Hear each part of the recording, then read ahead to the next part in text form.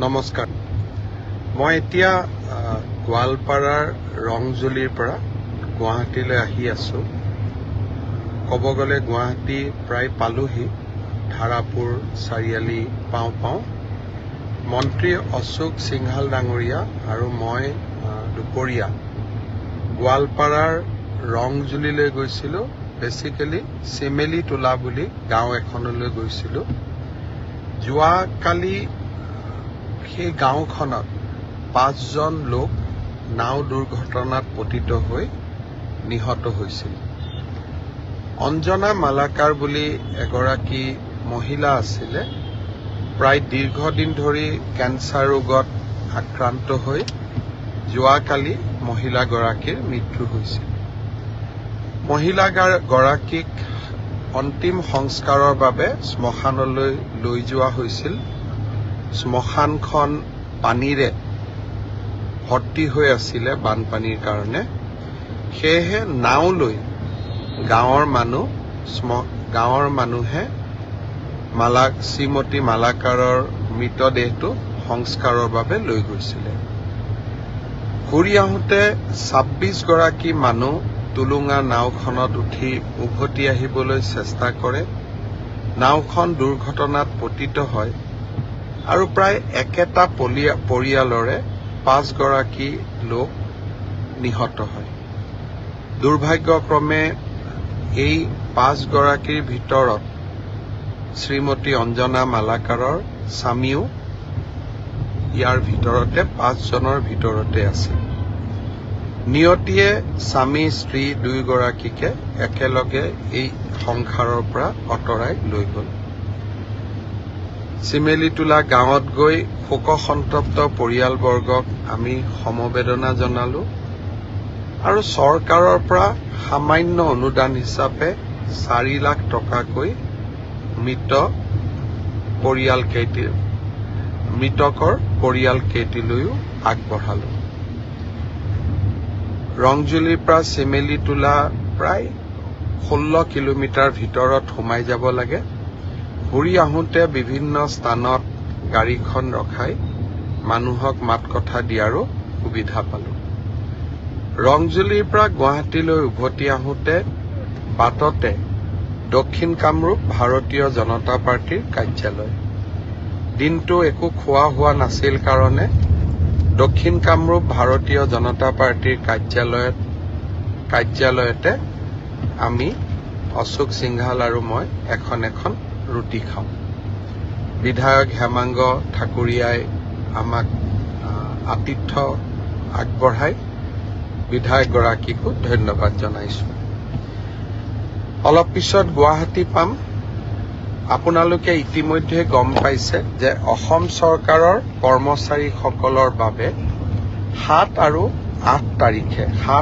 8 নৱেম্বৰ তাৰিখে আমি মাতৃ পিতৃ বন্দনাৰ বাবে 2 দিন ছুটি দিছো 7 আৰু 8 তাৰিখ চৰকাৰে ছুটি দিছে 9 তাৰিখ ছট পূজা 10 আৰু 11 তাৰিখ শনিবাৰ আৰু ৰবিবাৰ এক কথাত ক'বলৈ গ'লে 7 তাৰিখৰ পৰা 11 তাৰিখ 5টা দিন চৰকাৰী কৰ্মচাৰীসকলে বন্ধ পাব মাতৃ পিতৃ বন্দনাৰ উদ্দেশ্য হ'ল এই 5 দিন আমি যদি আগতীয়াকৈ পৰিকল্পনা কৰোঁ মোৰ মা মোৰ দেউতা মোৰ শহুৰ মোৰ শাহু আমি বিভিন্ন মন্দিৰ তীৰ্থস্থান বা পৰ্যটনস্থলীলৈ আমি লৈ যাব পাৰোঁ পিতৃ মাতৃয়ে আমাক ডাঙৰ দীঘল কৰে পিতৃ মাতৃৰ কৃপাতেই আমি জীৱনত সফলতা লাভ কৰোঁ ব্যস্ত জীৱনৰ মাজত কেতিয়াবা পিতৃ মাতৃক আমি সময় দিব নোৱাৰোঁ যোৱা 3টা বছৰ এই মাতৃ পিতৃ বন্দনাৰ কাৰ্যসূচী ৰাজ্য চৰকাৰে হাতত লৈছিল আৰু বহুতো লোকে গাঁৱৰ ঘৰলৈ উভতি গৈও বহুতো চৰকাৰী কৰ্মচাৰীয়ে দেউতাক মাকৰ লগত এই 5টা দিন সময় কটোৱাৰ ফটো আমালৈ পঠিয়াইছিল বহুতে মোক প্ৰশ্ন কৰে যে ব্যক্তিগত কোম্পানীত কাম কৰা সকলে সুবিধা কিয় নাপায় মই আশা কৰোঁ যে চৰকাৰে যেনেকৈ আমাৰ কৰ্মচাৰীসকলক এই সুবিধা দিছে একে সময়তে ব্যক্তিগত কোম্পানীৰ স্বত্বাধিকাৰ সকলেও এনেকুৱা যদি সুবিধা তেওঁলোকৰ কৰ্মচাৰীসকলকো দিয়ে আৰু বিনা বেতন নকটাকৈ যদি এই সুবিধা দিয়ে আমাৰ সমাজখনত মাতৃ পিতৃ বন্দনা এক সুন্দৰ নিয়মলৈ পৰিণত হ'ব। মই আজি সকলোকে আহ্বান জনাম বিশেষকৈ বেচৰকাৰী কোম্পানী প্ৰাইভেট কোম্পানীৰ স্বত্বাধিকাৰসকলক পাৰিলে আপোনালোকেও 7 আৰু 8 তাৰিখে কৰ্মচাৰীসকলক ছুটি দিব। মই দাবী কৰিব নোৱাৰো, কিন্তু আপোনালোকক মই বিনম্ৰতাৰে সৈতে অনুৰোধ জনাম। যোৱাকালি মই কেইটামান টেলিভিছনত এটা ডিবেট দেখিছিলো যে তৃতীয় আৰু চতুৰ্থ শ্ৰেণীৰ চাকৰিত APSCৰ ধৰণে পৰীক্ষা কিয় হ'ব লাগে। দৰাচলতে আসল কথাটো হ'ল যে আমি APSCৰ ষ্টেণ্ডাৰ্ডৰ প্ৰশ্ন কাটিব খোজা নাই।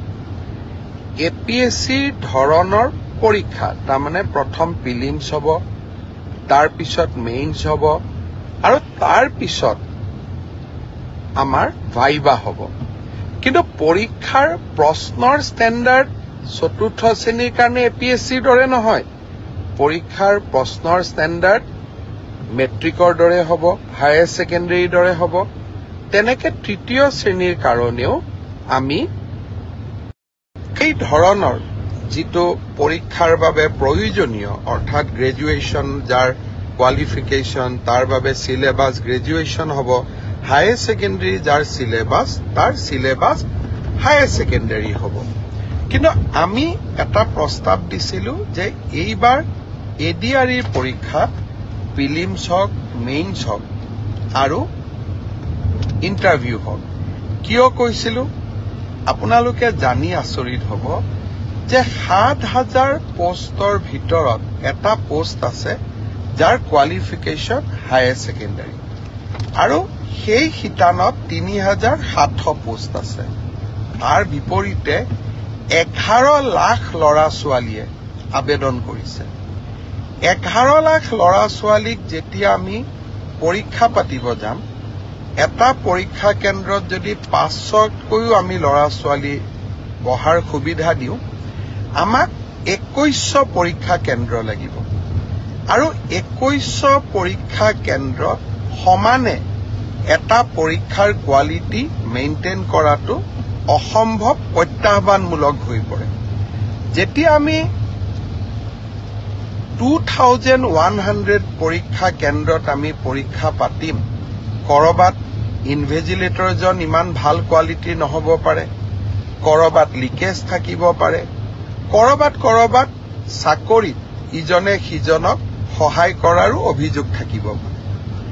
যদি আমি প্ৰিলিমছত এই অভাৱ বা অভিযোগ যিসমূহ থাকিসমূহৰ পৰা আমি যেতিয়া প্ৰিলিমছৰ পৰীক্ষাৰ ফলাফল দিম, প্ৰিলিমছত 1 লাখ ল'ৰা ছোৱালীয়ে পাছ কৰিব আৰু 1 লাখ ল'ৰা ছোৱালীক আমি যেতিয়া মেইনছ পৰীক্ষা পাতিম, তেতিয়া তাত পৰীক্ষাৰ কোৱালিটিটো আমি খুব সূক্ষ্মভাৱে মেইনটেইন কৰিব পাৰিম। অৰ্থাৎ শেষলৈ গৈ যোনে চাকৰি পাব, তাত কোনো ধৰণে কোনো কেণ্ডিডেটে কম্প্ৰমাইজ কৰি চাকৰি পোৱাৰ সুবিধা নাথাকে। সেইকাৰণে UPSCৰ পৰীক্ষাই হওক, APSCৰ পৰীক্ষাই হওক, 3টা তৰপত পৰীক্ষা পাতে। পৰীক্ষাৰ প্ৰশ্নৰ কাকতবোৰ APSC UPSCৰ দৰে নহয়। দুজন মানে কৈ আছে চতুৰ্থ শ্ৰেণীৰ কাৰণে APSCৰ দৰে পৰীক্ষা কিয় হ'ব লাগে। চতুৰ্থ শ্ৰেণীৰ ইণ্টাৰভিউত APR জনে ক্লাছ 10ৰ ষ্টেণ্ডাৰ্ডে পৰীক্ষাৰ প্ৰশ্নৰ উত্তৰ দিব, কিন্তু প্ৰিলিমছ আৰু মেইনছৰ মাজেদি যেতিয়া সৰকি আহিব, তেতিয়া চাকৰি যোগ্যজনে পাব। মোৰ এটাই লক্ষ্য আছিলে যে চাকৰি যাতে যোগ্যজনক বাদ দি আন কোনোৱেও নাপায়। কাৰণ চৰকাৰী চাকৰি যোগ্যতাৰ আধাৰত হলে আমাৰ ছাত্ৰ ছাত্ৰীসকলৰ শিক্ষা ব্যৱস্থাৰ ওপৰত আস্থা উভতি আহে। যোৱাবাৰ আমাৰ এটা পৰীক্ষাত কেণ্ডিডেট আছিল 6 লাখ, এইবাৰ এটা পৰীক্ষাত হ'ব আমাৰ কেণ্ডিডেট 11 লাখ। প্ৰিলিমছ মেইনছৰ মাজেদি আমি আহিলে আমাৰ বহুখিনি চেক এণ্ড বেলেঞ্চ আমি কৰিব পাৰিলোহেঁতেন। কিন্তু যি নহওক, মই বিশ্বাস কৰোঁ যে চৰকাৰৰ সিদ্ধান্ত যিমান হওক আমি বিতৰ্কৰ ঊৰ্ধত ৰাখিব লাগে। দুই এজন ৰাজনৈতিক দলেই হওক বা আমাক বেয়া পোৱা দুই এজন ব্যক্তিয়ে হওক, চৰকাৰৰ প্ৰতিটো কথাতে তেওঁলোকে বিতৰ্ক হোৱাটো বিচাৰে।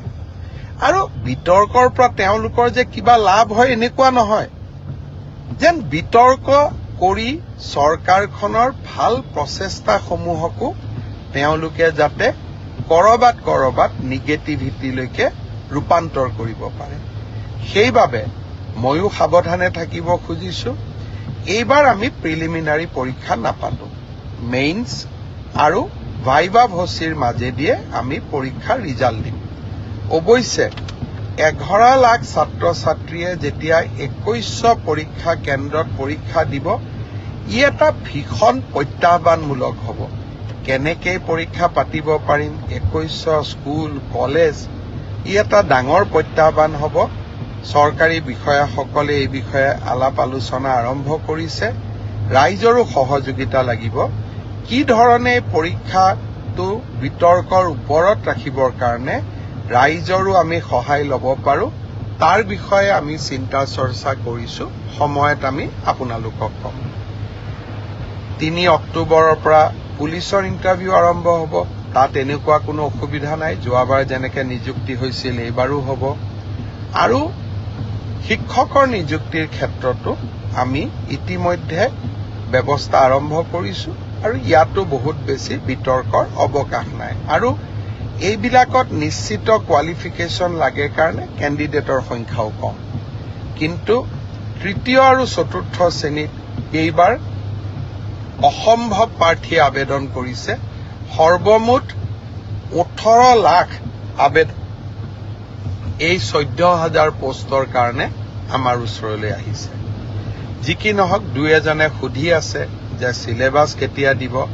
মই অহা পৰহি বা মেক্সিমাম 4 দিনৰ ভিতৰত চিলেবাছ দুখন প্ৰকাশ কৰিবৰ বাবে মই ৰিক্ৰুটমেণ্ট কমিশ্যনক নিৰ্দেশ দিছো। আৰু মই ভাবো যে ইয়াৰ পিছত এই পৰীক্ষা সম্পৰ্কীয় আপোনালোকে যি কথা বুজিব খোজে, জানিব খোজে, ইয়াৰ পিছত ৰিক্ৰুটমেণ্ট কমিশ্যনে আপোনালোকক জনাই থাকিব। মই মুখ্যমন্ত্ৰী হিচাপে এই প্ৰক্ৰিয়াটোৰ পৰা খুব প্ৰয়োজন নহলে আজিৰে পৰা আঁতৰত থকাটো উচিত হ'ব। অৱশ্যে কৰবাত ভুল ভ্ৰান্তি থাকিলে, কৰবাত কিবা বুজাত অসুবিধা হলে, কৰবাত স্পষ্টীকৰণৰ প্ৰয়োজন হলে নিশ্চয় মই আপোনালোকক এই ধৰণে ফেচবুক লাইভে হওক বা সাংবাদিক মেলত আহি আপোনালোকক মই বুজাবৰ বাবে বা আপোনালোকক চৰকাৰৰ স্থিতি স্পষ্ট কৰিবৰ বাবে মই চেষ্টা কৰিম। বানপানী গোটেই কেইখন নদীতে পানী কমিছে। এক প্ৰকাৰ আজি পাছিঘাটক বাদ দি ব্ৰহ্মপুত্ৰ বিপদসীমাৰ তলেদিয়ে বৈ আছে। উপনদীসমূহৰো পানী কমিছে। এতিয়া ইয়াৰ পিছত আমি বান সাহায্য বা পুনৰ সংস্থাপনৰ কামত আমি নিজক আত্মনিয়োগ কৰিম। চাওঁতে চাওঁতে গুৱাহাটী পালোহি, ISBT পালোহি, হাইৱেৰ ওচৰ পালোহি। আজিলৈ আপোনালোকক ইমানেই জনাইছো। ৰহাৰ কাষত জোঙাল বলহু গড়ত আমি এটা সুন্দৰ পৰ্যটনৰ এটা প্ৰকল্প স্থাপন কৰি আছো। অহাকালি যদি সময় পাওঁ এবাৰ ৰহালৈ যোৱাৰ বাবেও চেষ্টা কৰিম, প্ৰকল্পটো চাই যাব চোৱাৰ কাৰণে। জোঙাল বলহু আছিলে তিৱা জাতিৰ এগৰাকী, ক'বলৈ গ'লে জাতীয় বীৰ, জাতীয় অনুপ্ৰেৰণা। আৰু তিৱা জাতিৰ লগতে কৃতজ্ঞ অসমীয়ায়ো সদায় জোঙাল বলহুৰ বীৰত্ব আৰু শৌৰ্যক গৰ্বৰে সোঁৱৰণ কৰে। পুনৰ এবাৰ আপোনালোকক ধন্যবাদ জনালো ফেচবুক লাইভৰ সৈতে জড়িত হোৱাৰ বাবে। অলপ পিছতে ময়ো আহি ঘৰ পাম, ৰাতিপুৱাই ওলাই গৈছিলো। পুনৰ এবাৰ আপোনালোকক ধন্যবাদ জনালো। শুভৰাত্ৰি।